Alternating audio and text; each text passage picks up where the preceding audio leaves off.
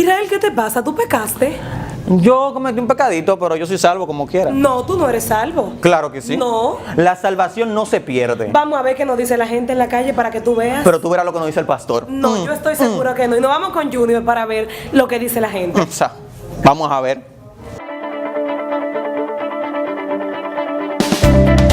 Hola, ¿qué tal mi gente de Maranata TV? En esta ocasión nos encontramos aquí con el señor Rudy Hernández y queremos hacerle una pregunta. ¿Crees que la salvación se pierde? Claro que sí. No, yo creo que no, que la salvación no se pierde, somos salvos una sola vez por Cristo Jesús, dice la Biblia. Claro que no, si habemos hermanos y creyentes que creen en la fe, no se va a perder. Bien, pastor, hoy tenemos el tema de la salvación. ¿Qué es la salvación, pastor? Bíblicamente, ¿qué nos dice la Biblia acerca de la salvación? Muy buena pregunta. La salvación es un regalo de Dios que significa que Dios nos toma de un lugar y nos pone en otro lugar. Antes que no conocíamos a Dios, estábamos por naturaleza, la Escritura dice que por naturaleza éramos hijos de perdición, estábamos perdidos por nuestro pecado. Así que lo que Dios ha hecho es tomarnos de ese lugar donde estábamos, sacarnos de allí y ponernos en un lugar más espacioso. De hecho, el término en el griego lo que significa es ponernos en un lugar mucho más espacioso, y es lo que Dios ha hecho por su maravillosa voluntad y por el sacrificio de su Hijo. Pero hay algo que nos compete en este punto a profundidad, y es que durante mucho tiempo se ha discutido el tema de que si se pierde o no se pierde la salvación. Todos aludiendo a la doctrina de Juan Calvino y Jacobo Arminio, donde en el siglo XVI él aparece con 5 puntos doctrinales que lo han dividido sus seguidores sobre la gracia irresistible, la perseverancia de los santos y otros puntos. Puntos que se conocieron como el tulip. Como el tulis. Entonces, ¿hasta qué punto es verdad que se pierde la salvación y hasta qué punto es mentira? Bien, mira, para entender el punto de la salvación nosotros tenemos que tomar la Biblia completa, porque la Biblia completa es salvación. Desde el principio del pecado del hombre hasta el final, la Biblia habla de un solo tema, y es salvación por medio de Cristo. En el Antiguo Testamento la palabra que se usaba era la palabra Yeshá en el hebreo, era Yeshá, que quería decir salvación, pero siempre la palabra Yeshá aparecía con la palabra Jehová o Jehová. Siempre en nuestras Biblias va a aparecer como Jehová Yeshá, o Jehová salva, o Jehová es salvador, o de Jehová es la salvación. En todo el contexto del Antiguo Testamento, todos los antiguos pensaban que la salvación no era méritos humanos, sino que provenía del Salvador de Dios. Dios lo manifestó en varias ocasiones, y eso lo podemos ver en el libro de los jueces. Lo manifestó por medio de usar a hombres que los usó específicamente, y valga esta redundancia aquí, que los usó específicamente para un fin determinado, y era para salvar a su pueblo. Pero nunca vieron a Josué, por ejemplo, como un salvador. Ellos vieron la salvación que Dios operó a través de Josué. Nunca vieron a Sansón como un salvador. Ellos vieron la salvación que Dios operó a través de Sansón. Nunca vieron, de hecho, a David como un salvador cuando mata a Goliat. David salvó al pueblo, pero no vieron a David el Salvador, vieron la salvación, y David de hecho lo dijo en un salmo. Cada vez que cantaban estas canciones, lo que hablaban era de tuya es la salvación. ¿Por qué? Porque la salvación no pertenece al ser humano. Y no hay nada que tú puedas hacer como ser humano para atraer esa salvación a ti. Ahora, la salvación pertenece a Dios, y eso lo conocía en el Antiguo Testamento. Una vez llegado Cristo, ¿qué hacemos nosotros para ser salvos? ¿O nosotros le pedimos a Dios ser salvos?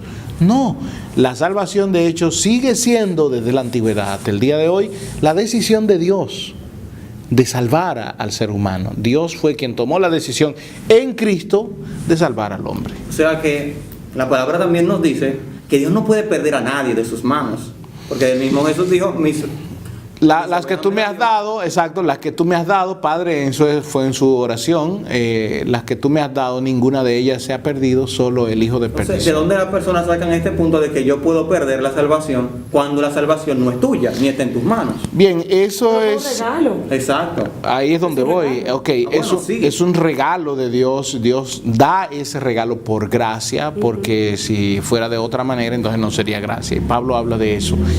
El tema está en que, ok, el ser humano piensa, pero si Dios me la da, entonces yo puedo botarla en algún momento. Exacto, ese es el punto. O si Dios me la da, yo puedo hacer con ella lo que me da la gana. Y ese es el grave error.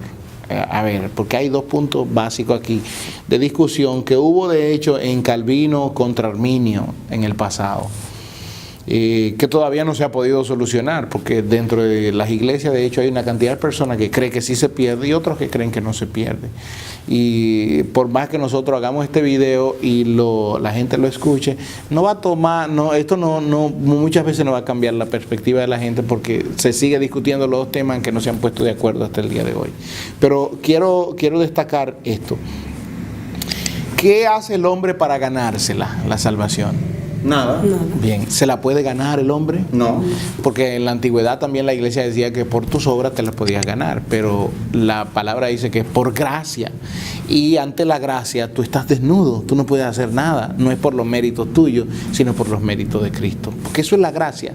La gracia es que tú no tienes que hacer nada, no es por tus méritos, no es por lo que tú hagas, no es por cómo tú vivas, es por la decisión de Dios. Pero pastor, si está la iglesia, tiene la iglesia llena de miembros, ¿verdad que sí?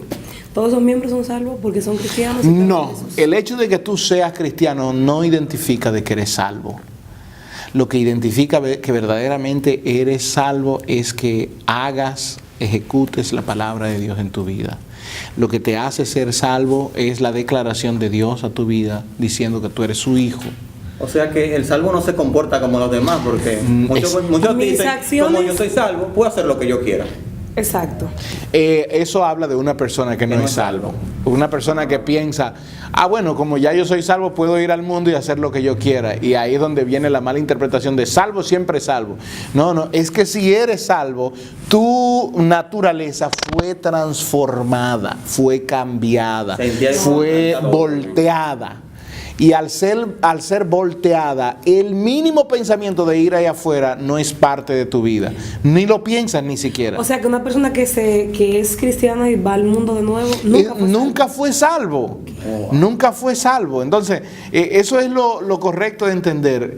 La persona que viene a Cristo y dice, ya oraron por mí, soy salvo. Porque uno piensa en que la oración que hace la persona que intercede por él en el altar, ya lo hace salvo. Y no, tú no eres salvo por esa oración. Tú eres salvo por confesar tus pecados y por invitar a Cristo a tu vida y empezar a vivir como hijo de Dios. Todos esos pensamientos van a ser sometidos a la obediencia de Cristo. Por lo tanto, el pensamiento de volver al mundo o de hacer el pecado o de hacer lo que te da la gana no es parte de los salvos. Ese pensamiento no es parte de los hijos de Dios. Una persona que es salvo peca, pastor. Claro. Porque el pecado, el apóstol Pablo dice, ¿quién me apartará de este cuerpo de muerte? Porque este cuerpo busca el pecado de la tierra, pero mi espíritu quiere agradar a Dios. Ahora bien, un salvo comete un pecado normal, igual que cualquier persona.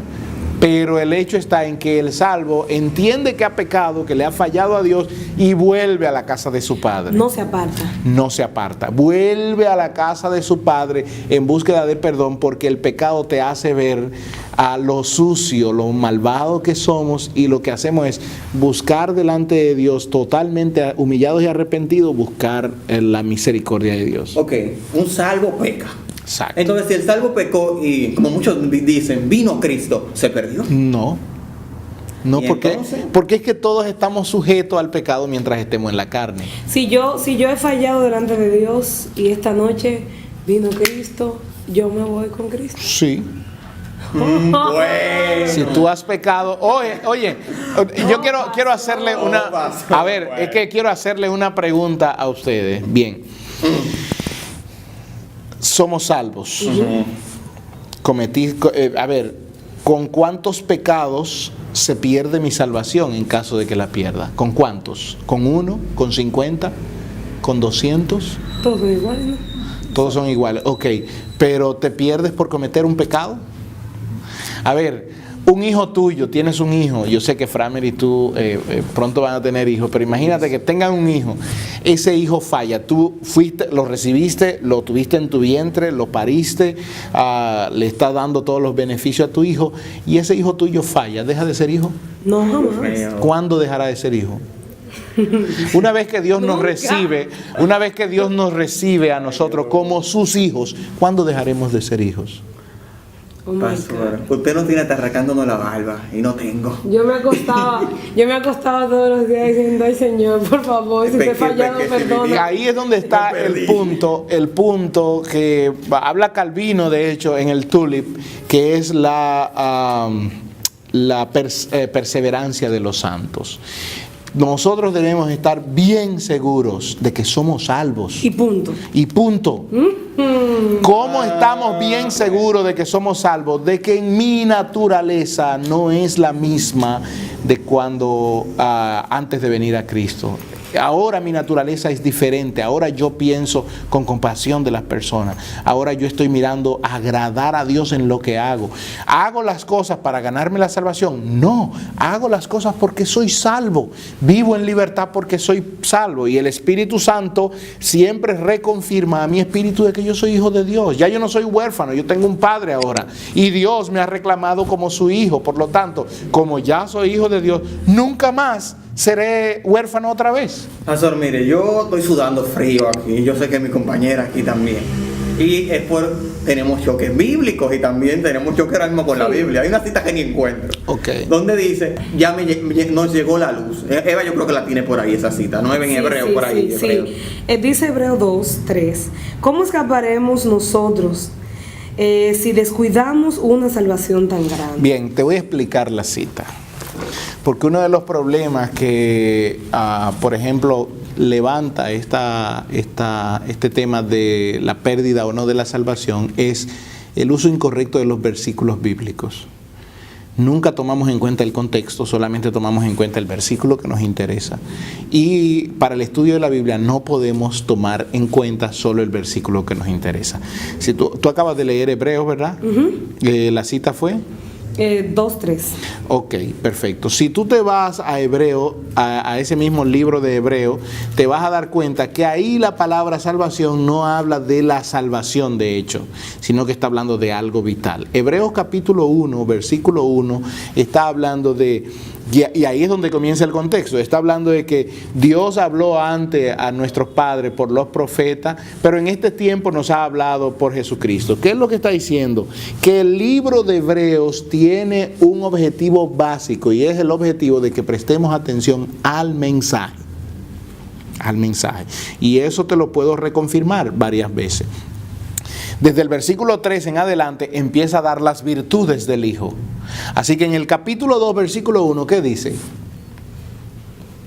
Dice, por tanto es necesario que con más diligencia atendamos a las cosas que hemos oído. A las cosas que hemos oído en relación con el mensaje. ¿Te das cuenta? No sea que nos desliguemos. No se desliguen de lo que han escuchado, que es el mensaje. Entonces, otra vez, léeme ahora con este entendimiento el versículo que me leíste.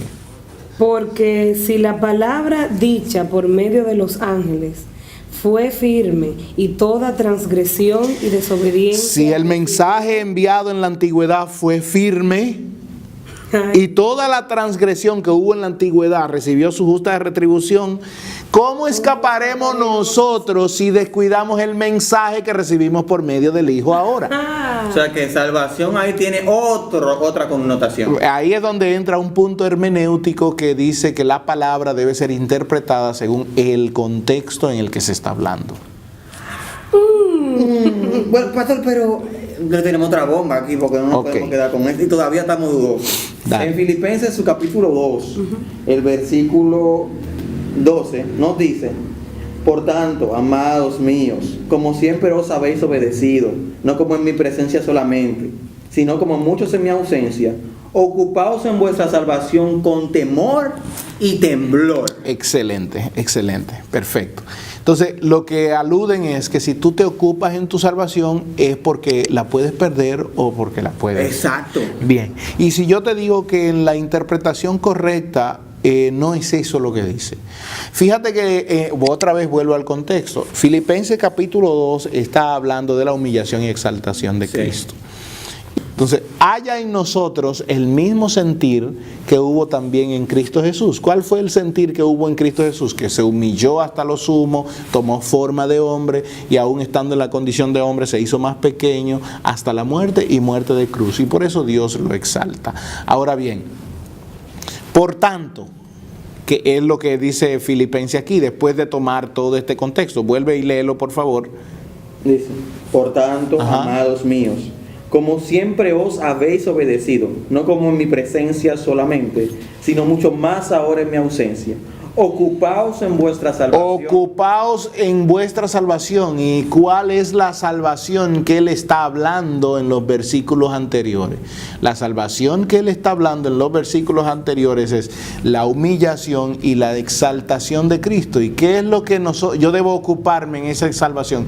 Es en comprender el origen por el cual Dios vino a esta tierra, se humilló hasta lo sumo, tomando forma de siervo, hecho semejante a los hombres, y aún estando en la condición de hombre, Dios murió y Dios le exaltó. Entonces, lo que está diciendo ese versículo es, ocúpense en entender eso.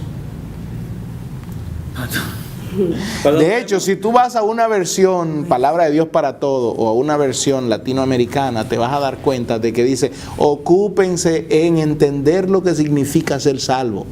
Porque cuando tú entiendes la salvación que Dios ha depositado en ti, óyeme, tú te ocupas no en cosas banales, sino que te ocupas no en cuidar la salvación, ya no te ocupas en cuidar la salvación, sino que te ocupas en aprender y conocer más a Dios, porque ese es el objetivo del hombre, conocimiento al grande, conocimiento al Rey de Reyes, porque cuando tú conoces al Rey de Reyes, no pereces por falta de conocimiento. Ay, bueno, yo creo que esto es mucha información por el día de hoy. Sí. Y tenemos semana para pensar. Estamos saturados. O sea, porque es una doctrina, desde siempre se nos ha dicho, sí. Si tú pensaste mal de la hermana Juanita y Cristo vino, ya. Se perdió. Señores, compartan, comenten, díganos lo que piensan, porque hasta nosotros estamos flipando un poco, como dicen los muchachos. Pasen buenas.